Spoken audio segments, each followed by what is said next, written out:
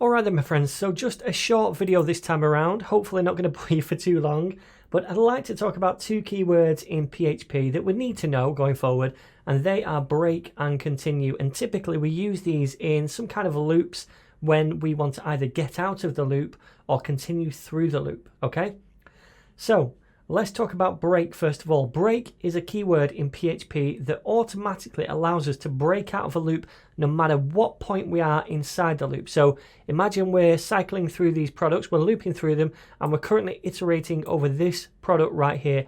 If at some point during that iteration, PHP comes across a break keyword, it's going to break out of the loop completely. It's not going to iterate over the last three products, and it's going to carry on with the code down here, okay? Down the page.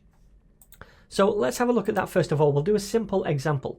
We're still cycling through all of these products, and we're going to do an if check inside, and we're going to say that if the product that we're currently iterating over, if the name of that product, with that in quotations, if that is equal to lightning bolt, which is one of the products up here, it's this one, then what we're going to do is we're going to break, okay? So we'll use the break keyword. Now what we're going to do is echo down here the product name. So echo and product name, and then we'll echo a BR as well. So concatenate that with a BR tag. Okay, so what's going to happen here? Well, we're cycling through the products and we're doing an if check on each product. If the name is lightning bolt, then we're going to break at that moment in time and forget about the loop. It's going to exit out of the loop completely and no longer loop over any other products. If that's not the case, if this is false and we're not iterating over the product name lightning bolt, then it's going to carry on and it's going to echo out the name of that product.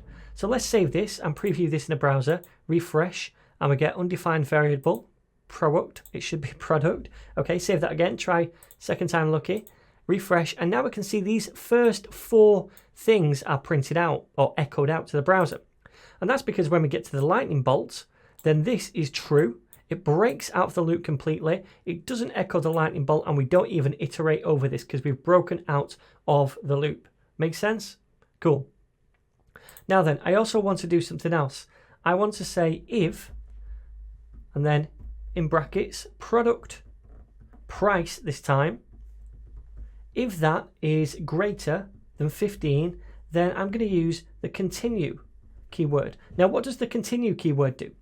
Well, a little bit like the break, it stops the code right here, and it doesn't continue with the rest of the code in the code block for that one loop, but it does still go back up to the for each and start again on the next product. So for this particular product, it's going to continue back to the top of the loop and skip out this code, but it will continue on to the next product, whereas the break just exits completely and doesn't continue on to the next product, okay? So if the price is greater than 15, for example, the first one, it's going to get down here. It's going to say, okay, well, this is true here, so we're going to continue. We're not going to carry on down here and execute this, but we're going to jump up to the next one and we'll go to the next product, okay? So let's save that and preview this in a browser, refresh, and now we can see we've eliminated one of those products, okay? Where the price is over 15, it was the shiny star. Perfect, so those are the two keywords I wanted to tell you about, break and continue, and that's how they work inside loops.